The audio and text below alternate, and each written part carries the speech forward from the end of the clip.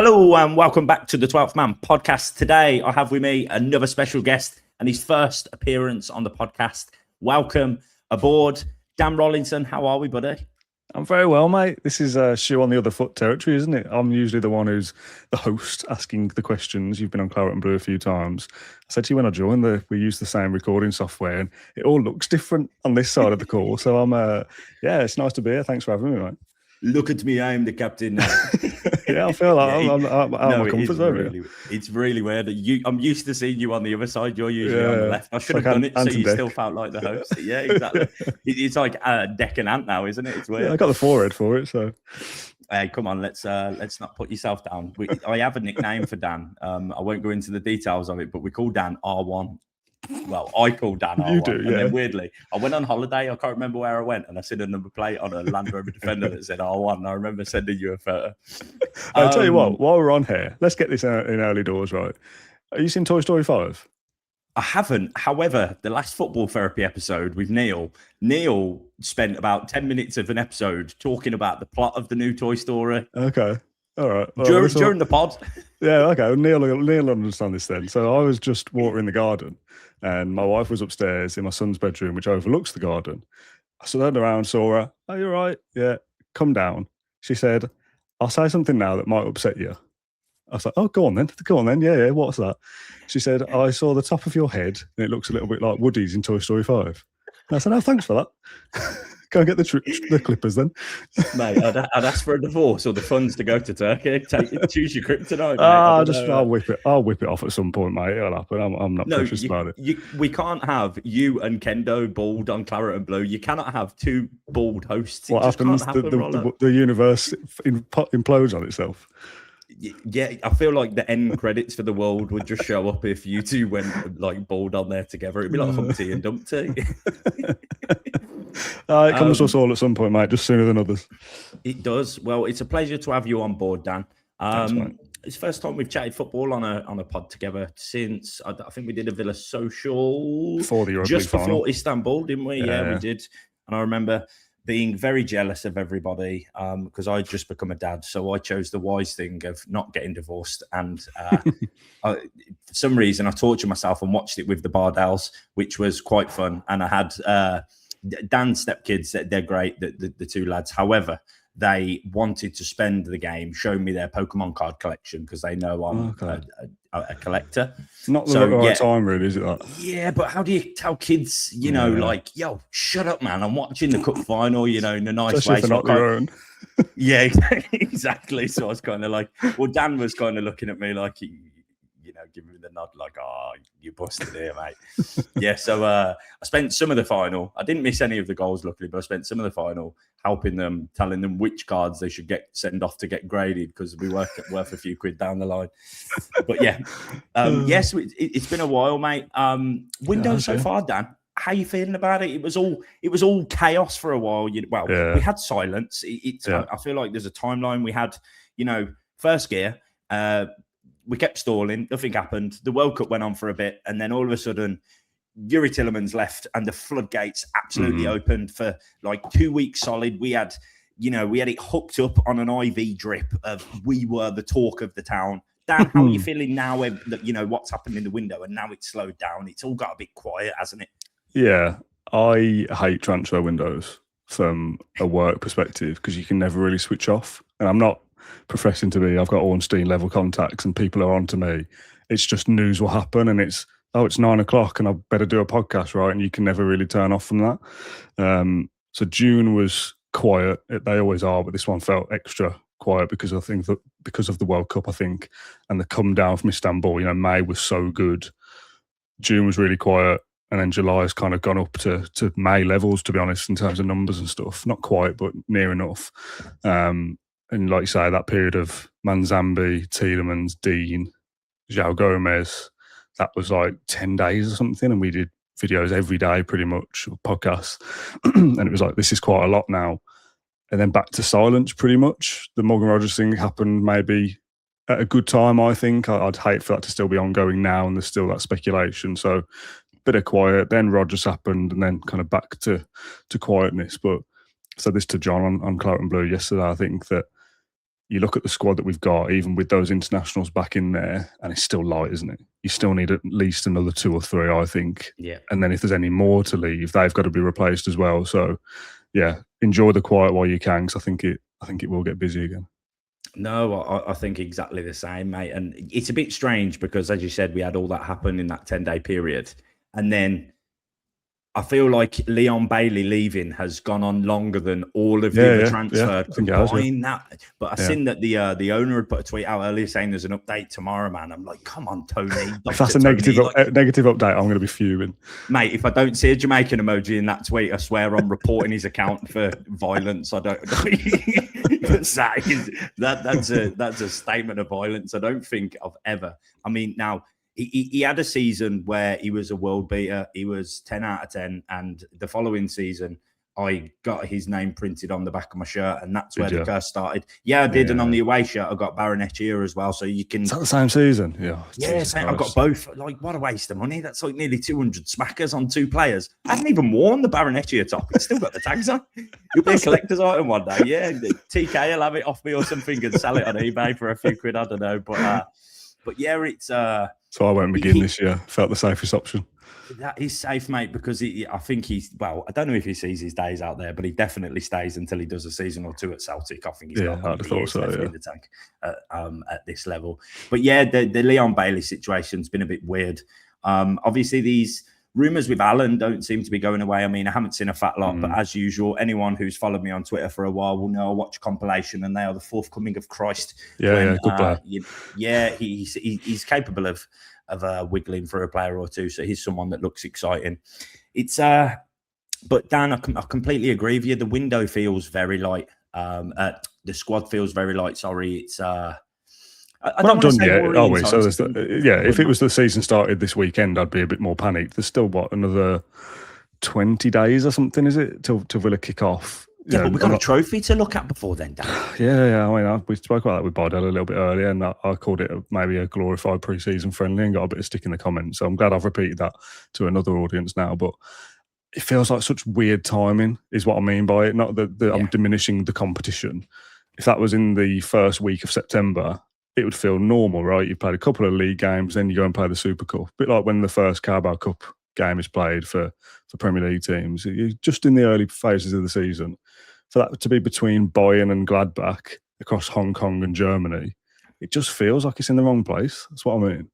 Yeah, it's it feels, especially on the air miles alone, it feels like I always wondered, do the players, do you reckon they have, like, when they're doing stuff like this, do you think they'll have like sleep coaches? Oh yeah, 100%. Yeah. Do you reckon they'll have like someone who helps them sleep and stuff? I know that sounds bonkers, but if you imagine you're crossing like 3 time zones in the space of, a week, and then you've got to go and play in a Super Cup final. Like, to be fair, it even feels mental that we're in a Super Cup final, and I don't think it's quite sunk in yet. And it's edging on, but I think that I can't see much more coming in from now till then, because it's that horrible, I hate the term, 1 in, 1 out, which feels a bit.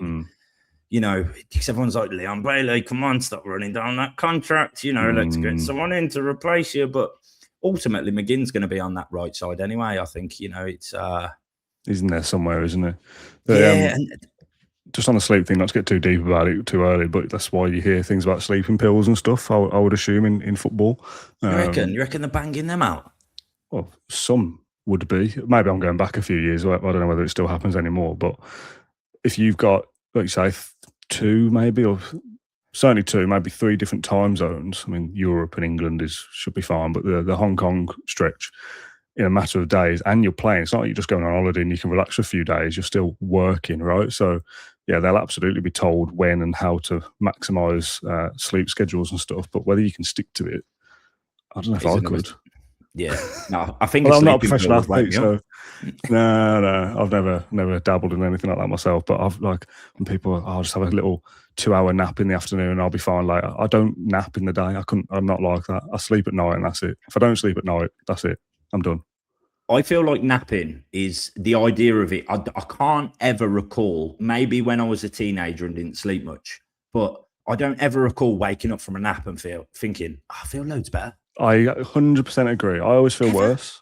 100%. I'm so groggy. Yeah, I hate it. It's horrible because you've got no concept of time, where you are, how did you get here? Did I fall asleep? Oh, I had a nap. And then you're just spending the rest of the night waking up to inevitably fall asleep again. I can tell you something else that's really weird. This was a shower thought once, Dan. Don't you think it's bizarre that to fall asleep, you have to pretend to be asleep first? Yeah, I've seen that before. It is weird, isn't it? And you never remember what it took to fall asleep. You never think, oh, I fell asleep last night when I was lying on my back or on my side or whatever. It's just 1 minute you were there and the next you weren't. Yeah. So what I'm going to anyway, do, Leon Dan, Bailey. Yeah, Leon Bailey. So, no, I'm going to keep it off topic. So I put Go on then. me and Dan had some, little bits to talk about. It was kind of more of a filler episode than anything else. This is the football therapy episode I'd usually record with Neil, but he's gone off on his holiday bob. So Rollo has subbed in. So this is kind of not necessarily an entire villa. So I put a tweet out saying, anyone got any questions? About to record with Dan. And we had some questions. So what we're going to do, we'll start off with the ones that aren't Villa related, and then we'll go into the Villa content and finish it off that way. So yeah, fine. Now this is a question I'm going to start on a high, Dan, because this is the one you responded to, and I know it made you drool. So Villa Mental Health on Twitter said, what are your favourite crisps? Now, Dan, I don't just want a favourite crisp. I want a top 3 crisps from you, and I'm going to judge you. Yeah, I want a top 3. There's no one has one bag of favourite crisps. There's too much variety to have one. No. I want to know your top 3 crisps. See, I think this is part of the problem. I'm a big guy, right? I think narrowing it down to 3 is difficult. Like you say, there's so much variety. I could rattle off 10 different varieties: ridge, non-ridge, maize, baked. Yeah, there's so many different varieties of the production of the crisps. Never mind the flavourings, So this is a short episode, Rollo, right? I'd have some kind of Monster Munch would be in there. Ooh, potentially beef. The yellow packet, red packet. I don't know. Potentially beef. Yellow packet's beef. Yeah. Yeah. Some kind of McCoy's. Potentially steak and onion or whatever it is. Flame steak. Flame grilled steak.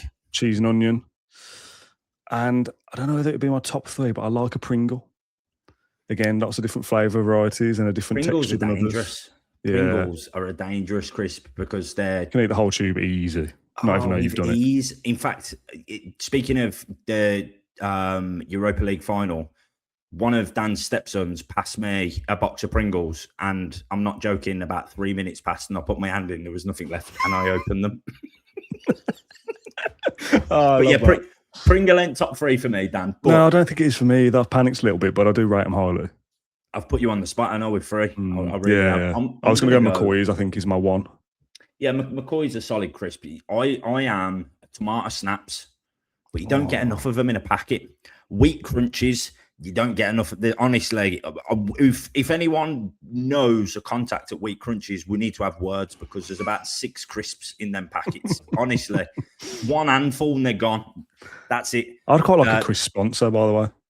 Yeah, I'd be all over that. 100%. Even like, I wouldn't even care if it was like corner shop crisps, man. I don't care. Like happy shopper crisps. As long as it's not prawn cocktail. Yeah, I'm not a fan of. Weirdly, it was my birthday on Tuesday last week, and work bought me a 20-pack of meat flavored Walkers, and Walkers ain't top 3 for me. So I've been handing a lot of them out. But number 1 for me has to be Max Paprika. I think they are the ultimate side on a Tesco meal deal for me. Yeah, I really do. They're decent. 10 out of 10 crisp. I quite like. I've not had them for years, so it would have been a key the last time I had them. You remember Transformers? Or like Transformer snack, is it? The ones you can get them in beef and pickled onion? Yeah. A bit like Space Raiders. Oh, Space Raiders are good. I'll tell you what, me and you doing an episode is dangerous. We're just both going to go and stuff our face, stuff out. Guys, I promise for you guys who are tuned in, you're like, what the hell is going on? There's some football-related questions in there. Yeah, there's one more food-related question. Dan, people seen us in person and just in our bellies and thought, let's talk about food. Yeah, fat gits, both of them. Well, sorry, no, that's rude. You're not fat at all. He's a fat git on the right. Let's throw some food questions at him. Down. I have put some weight on, mate, honestly, since you asked me. I've put, 100%. So Dan, Tony Villa 90. He's getting there, mate. The thing is, Bardell's been in the gym last few weeks, so he can get away with it. It won't last. It won't last, mate. It won't last. He'll get bored of it. He always does. He does a PT for a month, shows you his belly, and then before you know it, he's starting to dad bod a bit again. Bardell, if you're listening to this, I'm sorry, mate. So Tony Villan 1982 said, I can't even believe I'm doing a podcast on this. What do you have on your cheese sandwich? Salad cream, mayo, or both? And what's the best cheese? Oh, I don't have mayo or salad cream on a cheese sandwich. That's mental. No, neither do I. If I was going to have cheese, I would pair it with either ham or onion. Yeah, I'm partial to like ham and cheese or like a pickle. Cheese. Nah, I don't like pickle. No, I'm not a massive fan, but I'd rather that than salad cream. Nah, salad cream. I don't mind like a burnt top cob. And if you don't know what a cob is, then I'm not even going to explain it to you because I know there's people who call it a batch, a bread cake, weird things. Fun fact for you, a cob stands for circle of bread. It is a cob. Does it? Yes, it does. It does. You ask a baker. The only reason I know a baker is because my brother's a baker. Circle of bread. Circle of bread is a cob. C.O.B. It might not be readily available on Google, but that is the that's it broken down on a baker's scale. But that's what my brother told me anyway. I don't know whether it's like one of them. It could be one of them ones where, do you remember when you was growing up and your mum told you if you turned the light on in the car, the police would stop you?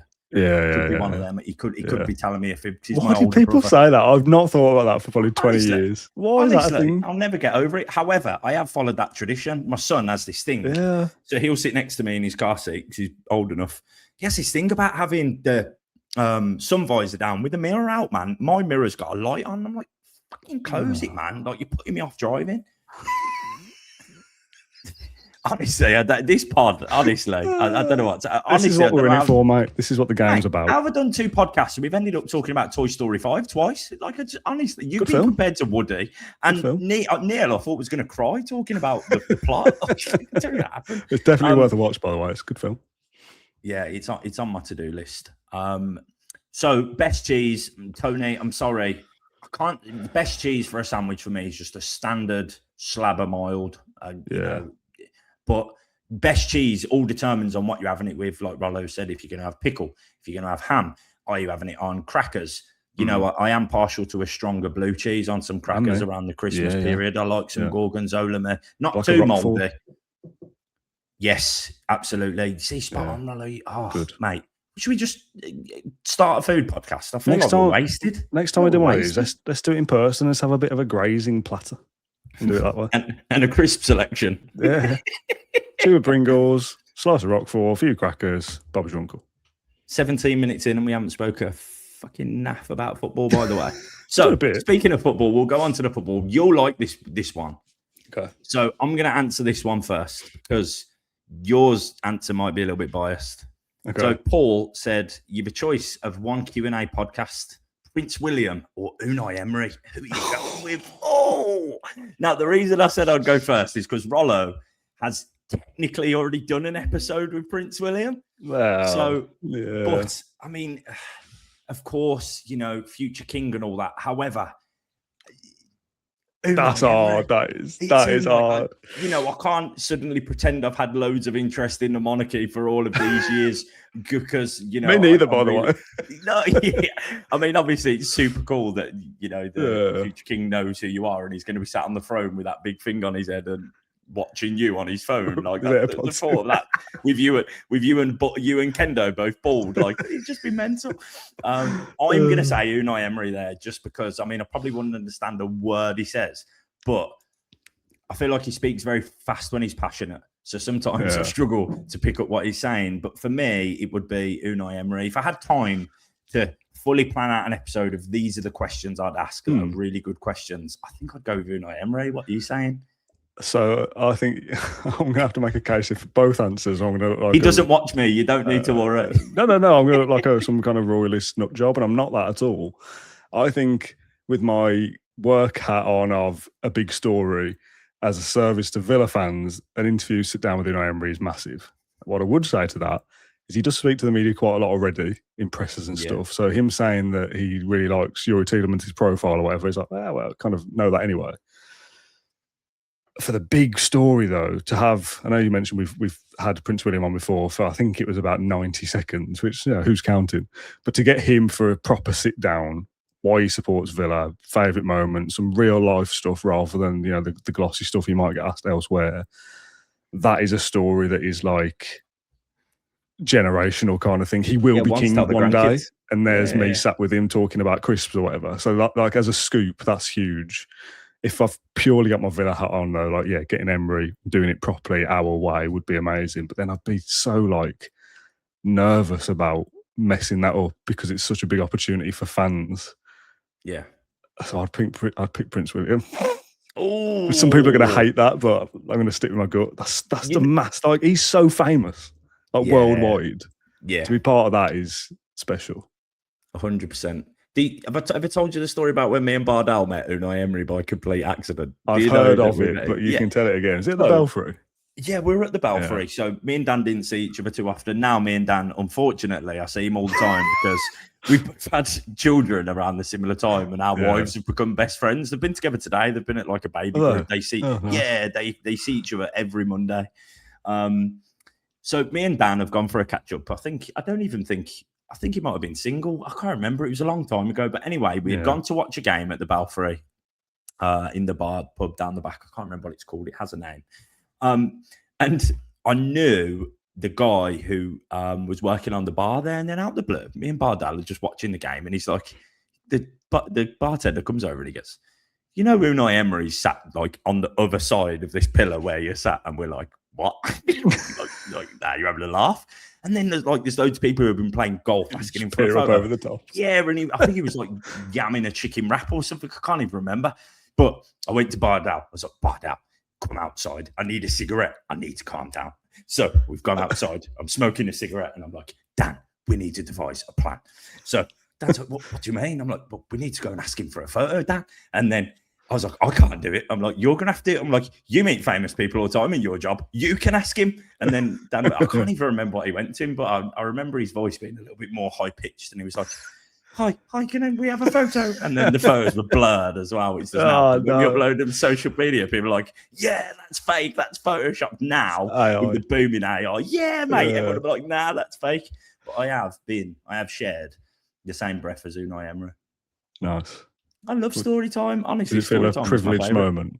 I mean, he wouldn't have been. Obviously, he was good from day one, but that was before the Champions League, wasn't it? I think.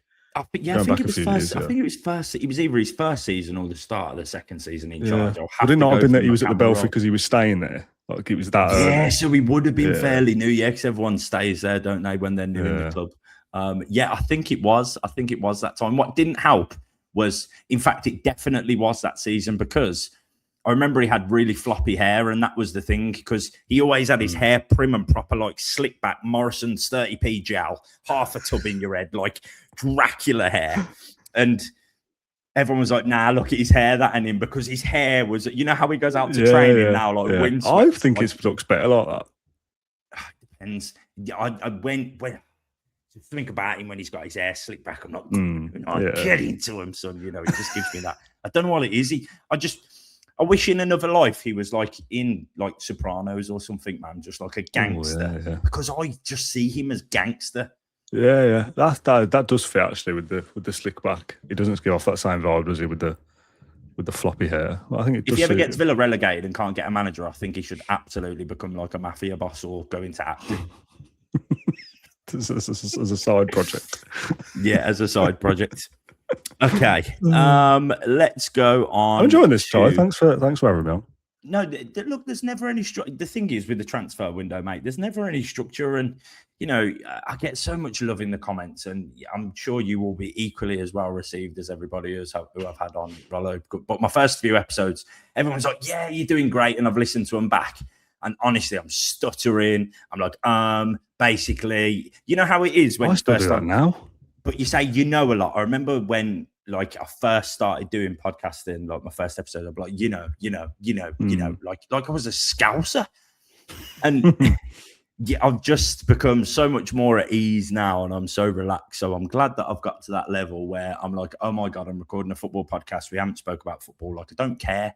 It's the summer transfer window. There's not a lot going on. We're playing a friendly tomorrow. Realistically, there isn't huge talking points. There's not a lot going on. So we're just trying to feed the people content. That's all it is. It's one of them. I always say that if you care about what you're doing, that's more important than doing something that you think people will care about. So we could sit here and talk about what we think of João Gomez's first games, or what's going to happen with Ian Matson or whatever. And we can talk about those things, absolutely.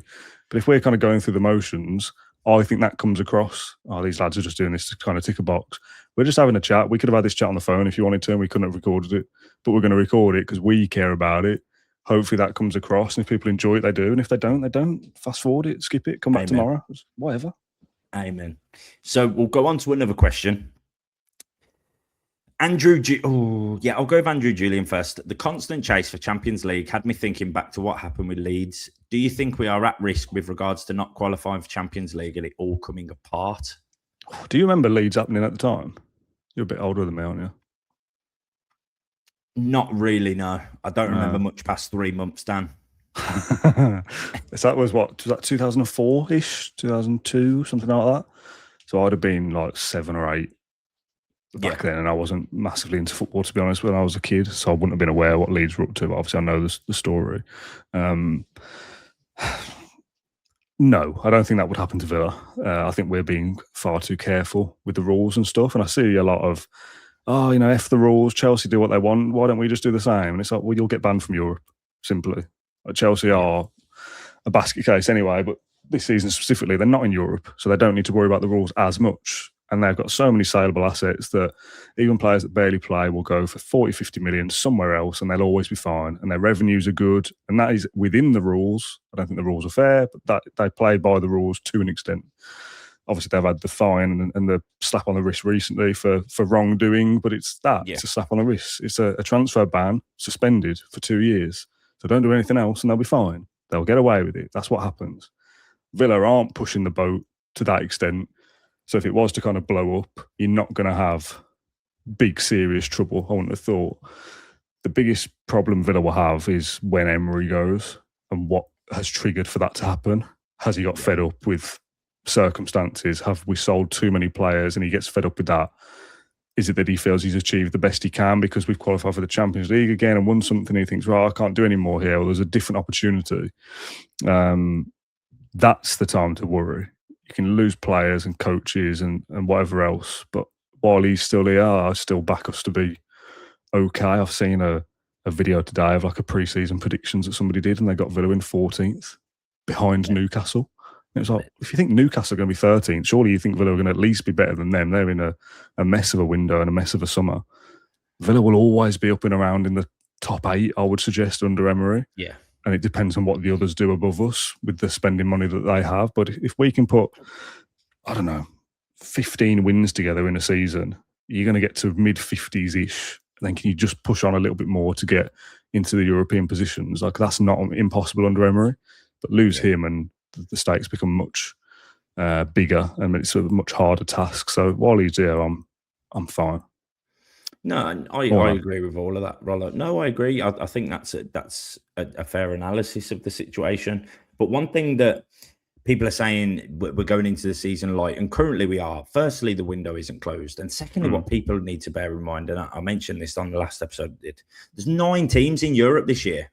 Yeah. 9, that's 9 clubs. That's nearly 1 team off half of the league who have got a congested schedule. And you're going to assume that all of them, I'd say 7 of the 9 are going to have a decent run in, especially, Conference, Europa. Yeah. You'd expect to see a few clubs doing well. Some of them are going to have the qualifiers for those as well. They haven't got, a foot straight in. They're going to have a congested schedule. We're not the only one, and I'm quite glad that that's the scenario we're in. So I'm not worried. I'm not worried about this season. I mean, I know the thought of... there might be a season in the next few years where we don't qualify for European football. It might happen, but that doesn't mean that the wheels are falling off. It doesn't necessarily mean that there's anything to panic about. And you only have to look at Chelsea. 9 teams qualify for Europe, and Chelsea were not one of them. They go and spend a record for an English player to bolster the ranks, and then to bring their squad average up, sign Danny Welbeck closer to the retirement home than the start of his career, and Jordan Henderson, who's, as far as I'm aware, has got a broken arm. What's he there for? Like vibes. Literally vibes. Like they've signed a bloke who's probably going to play an hour of football for the year. I do think Chelsea probably need a bit of that, to be honest, but it's probably a couple of seasons too late. I think I'm saying it's smart business, but they're clearly acting in a slightly different way this summer, specifically under Alonso. So you'd expect them to be better. But I still think going into every season, and listen, we had a terrible start last year after a terrible window and still had one of the best seasons of a generation. So I'm not going to judge too early. But if you start that season, and I don't think there are loads of teams that you can sit there and say they will definitely be above Villa.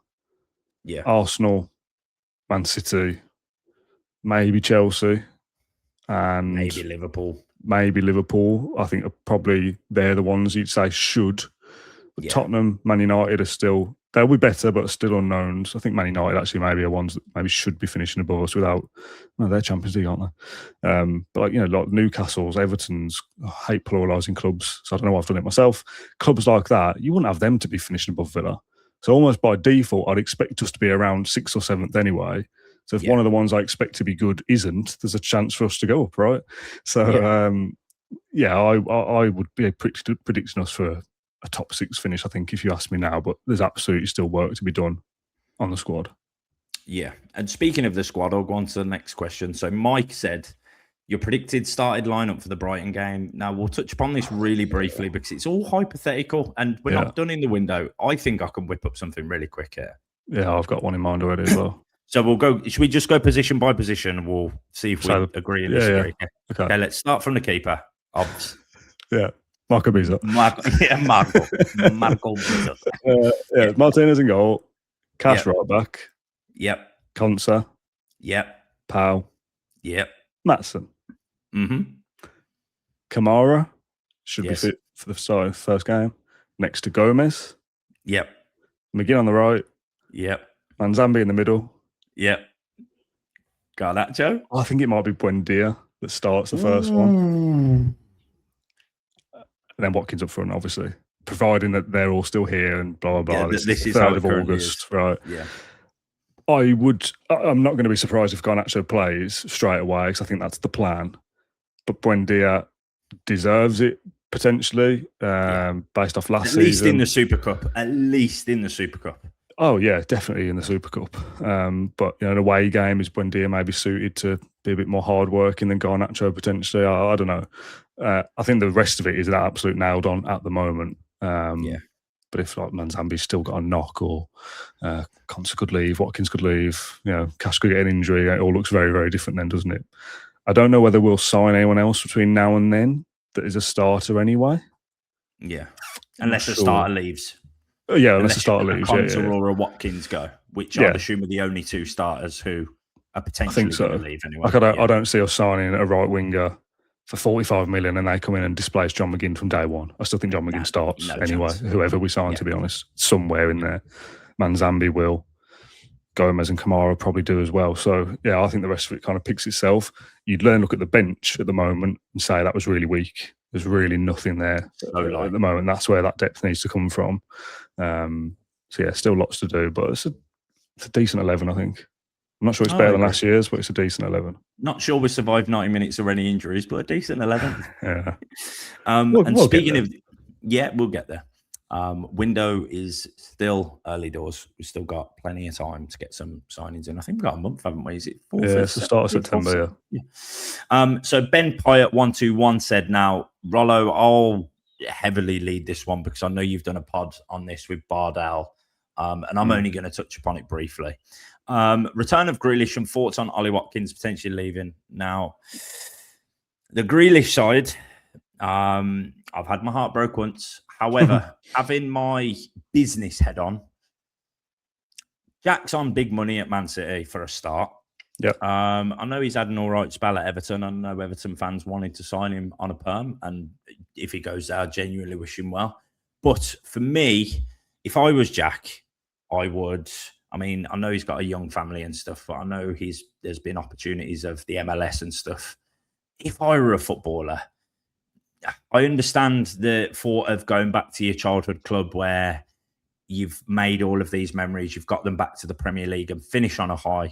But I'm also at peace with, if I was him, would I go to the MLS to have a few years out there in nice weather, earn ridiculous money, probably go and play for like Inter Miami with Messi or something, you know, like just something mental like that. He's got the face for it. He's got the face to make some good money off some sponsorship. I think the best thing for him would be to go to the MLS and enjoy the last few years of his career. Yeah. However, that isn't me saying I wouldn't like to see him back at Villa. I know Jack playing for Villa under Dean Smith was one thing. Jack under a strict Unai Emery, you know, I don't know if those two. I'm not saying Jack wouldn't perform under Unai, but I know Unai's intense. You know, I know he can be quite hardcore with everything that he does, and his team selection is purely based off of how the team perform in training, and how much they're paying attention off the pitch. I know it's heavily towards that. So I wouldn't be against the idea, but financially, he's not going to be cheap. And if he can get as close to the wage he's on at Man City or even more and sail off into the sunset with his young family, then fair play to him. I don't know if you want to add anything to that, Rollo. Yeah, I mean, I think if he was going to move to another Premier League team, I like the idea that he would think, well, if I was going to go anywhere, I'd like to go back to Villa. I'd like to go there and reduce my salary to help the club and all these good things. But that's fantasy stuff, I think. When like you say, you can go and earn money elsewhere. I think he enjoyed his time at Everton and probably would quite like to go back there, or Everton would like to have him back. Maybe two different things. I'd be worried about his fitness, is what I spoke about with Bardell earlier. And I'd be worried from a Villa perspective in terms of the finances. Yeah. I don't know whether he fits in to the culture that Emery wants. Yeah. The strict disciplinary and the tactical, you've really got to be up for it, but then just play for Pep. So he'd have more freedom than he had there, I suppose. I think there's a space for him in the squad somewhere as that kind of creative outlet, maybe even playing a bit further back potentially. But I don't think it will happen. And it's paper talk, I think. Yeah, it's all hypothetical, isn't it? We're all talking and everyone... It's ticked off a little bit today because it was on BBC News from a kind of gossip column, and now everyone's talking about it on social media, but there's nothing... Wasn't that on the back of a Sun article as well? Which there's nothing concrete in it. Yeah. It doesn't stop people talking about it, but there's not like, this is a definite link and he's going to there might be a deal thrashed out soon. Listen, I'm not going to now say it's not going to happen because things change in football, but as of today, there's nothing in it as far as I'm aware. Yeah, I agree. Ollie Watkins potentially leaving. I'll touch upon that. I've spoke about it in a few episodes. Sad, isn't that? Yeah, it's something that doesn't appear to be going away. But a long story short, me trying not to ramble on too much, I would rather he stayed. But I also understand the business minded behind it of if he wants to go and get his last paycheck. It's a lot of the spine. It's a lot of the original, Europa League winning 11 gone. Nearly that's half. A bit that concerns me. Yeah, but if I understand the business side, if it's our last chance to get a decent whack of money for it, then I trust Unai's decision ultimately. Yeah, I agree with all that. I'd like him to get the 100 goals for Villa specifically. All of if he's in the 100 club, all of them to have come at Villa, rather than 90 odd for Villa and then 20 for Man United or whatever. But it's his choice, it's his career. It's one last bigger contract, I suppose, for him. He'd get a pay rise and a few more years on the deal. You could understand the appeal of going elsewhere. Man United will still have Champions League. The links with Nicholas Jackson aren't going away either, someone Emery's worked with before. Yeah. So there's a lot of kind of parts to the puzzle there that can kind of start to fall into place, possibly. Having said that, if we get to deadline day and Watkins is still starting up front for Villa, I'm fine with that. Yeah, amen. On that note, Rollo, I don't know how it happens. Yeah, I always think we're at 39 minutes and I always think, have I got enough to talk about? And then all of a sudden I'm 40 minutes into an episode. It seems to be a recurring thing. Even if you take the 10 minutes of rubbish out, it's still 30 minutes of good stuff. So we're done well then. Hey, the crisp talk was the highlight of the pod, I'm always like that. I'm Bardell's before he was talking about going to the tip and other bits and pieces. And we're just chatting as mates and someone in the comments was like, scroll to 12 minutes for the waffle to stop. And it's like, the 12 minutes is the best bit. That's the good stuff. That's the real stuff. Like, we are humans behind it. People need to understand, like, I know you do this as a full-time job, and I know Bardell does his as a full-time job. But me, for example, like, I'm just a football fan who, for some reason, people enjoy listening to and have liked my tweets over the years, and I've built a nice size following. And, if people enjoy listening to me, then the problem I have is I find it hard to get my point across in a tweet because of character restriction. Now I know now you can essentially make it longer, but I would prefer to talk about things in words as opposed to putting things across in a tweet. Posting something after we've just won, a nice little summary of how a game was, cool. But I like to come on and talk about things in more depth. And, I've absolutely got the content bug in Rollo, since you've been a massive help with getting this pod live. And it was scary, wasn't it? Because I was like, I don't know when to start. Then all of a sudden, Yuri Tillerman's left, and I'm like, right, okay, I need to kick it up again. I'm going to have to start soon. Then all of a sudden, João Gomez, I was like, fuck, I've got to do it now. And then I think I put a tweet out like 5 minutes after João Gomez was announced. And then I did my first. I think I did a channel introduction like an hour later. And then here we are, like in double figures in episodes. But I'm really enjoying it, Rollo. And a lot of that thanks to you. So thank you for coming on today. No, my pleasure. For being all of your support. And guys, I'm sorry if we've rambled on, but please remember, outside of this being Dan's full-time job, we are just normal. If you ever wonder what me and our chat sound like on WhatsApp, I mean, it's not quite top 3 crisps, but you ain't missing much. I promise you, there's nothing glamorous about our WhatsApp chat. It's just 2 normal blokes talking about football. So yeah, Rollo, thanks for coming on. Thank you. And yeah, we'll be back and forth. We're doing some cool stuff together soon, aren't we? So yeah, I hope so. Yeah. Which we'll talk about down the line. I'm sure I'll be on Claret and Blue at one point once Rollo's favoured guests all fail last minute. And he asks when no one else gets back to me, I'll get you on there. All right. Absolutely. Look forward to it. Rollo, it's been a pleasure. Thank you to everyone tuning in. And if you enjoyed the episode, like, subscribe, comment, all that good stuff. And I'll see you soon for another episode. Peace.